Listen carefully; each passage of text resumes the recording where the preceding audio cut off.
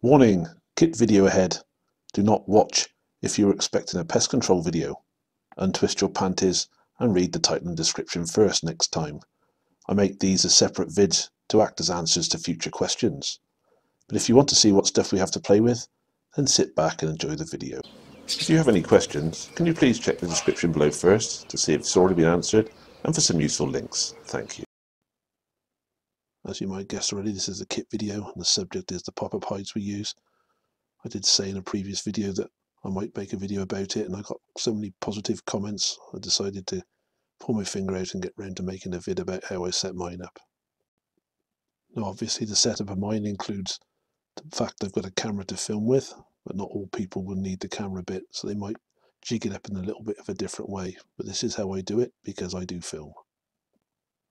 The place where we used to get this from don't make them anymore by the look of it, but I'm pretty sure you can get similar ones online. This is the hide fully erected with the side flap most way open, showing my setup inside, which I'll now walk you through. I've got my hide set up for a right-handed person, which I am. You can see the rifle is on the right-hand side of the chair, which should give you a big clue to that's how it is. Which I purchased this Daystate Mark IV from Lethal Lee. And you can see I've got it propped up on some shooting sticks from Hunter's Vermin. I made them off his excellent video, which I'll put the link in the description to, with a few modifications of my own. I've got the camera in there as well. At the back you can see the gun bag is laid down on the floor, open like that. I can take it off the stand and put it down safely to the right and out of my way, because I obviously exit from the left hand side of the hide and I won't have to tread over the top of my gun. On the left of my chair you see my bag.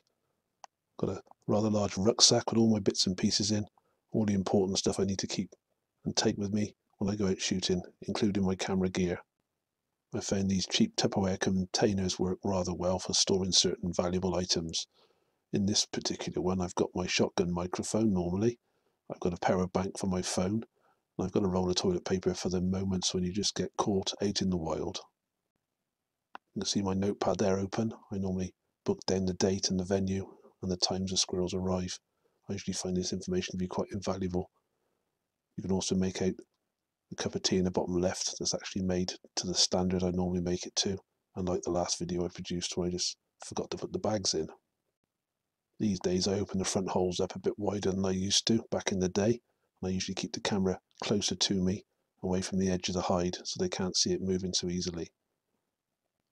The front end of my rifle sits comfortably on the foamy end of these shooting sticks I made from Hunter's Vermin's video.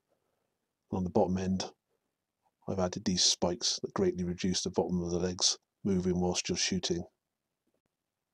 If the angle of the chair is okay, you can rest the butt of the rifle in the cup holder, but if it isn't, as it was in this case, I made a little device out of wire and Jubilee clipped it to the side. That worked a treat as well.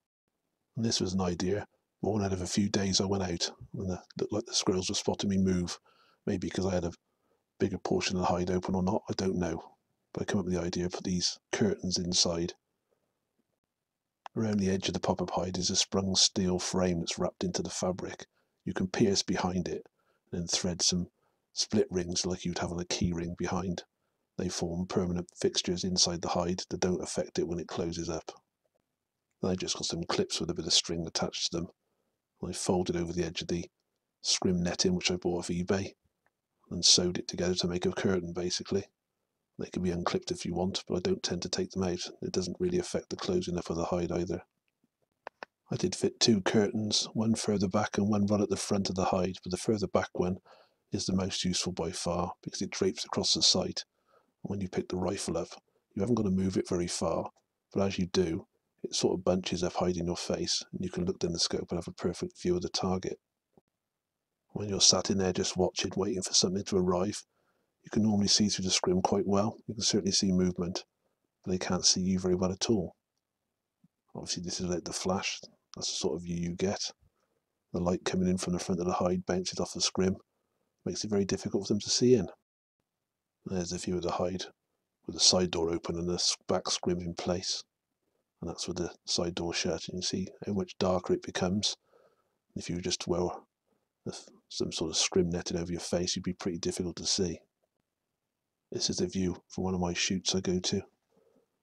Out the side door, you can see the sun's pretty much to the left, which is behind the hide, which makes it extra difficult for them to see, puts you into more shadow when they look at you. Here's a perfect example of two creatures that would have seen me quite easily, but for those curtains. There's a pair of jays in front here off a video that I've yet to make. Both came down. I got the camera on them, and neither of them saw me with those holes as big as they are. So I hope that's proved informative or useful to somebody, and we'll see you all in the next pest control video. Thank you for watching. If you like this video, please like, subscribe and share. Thank you.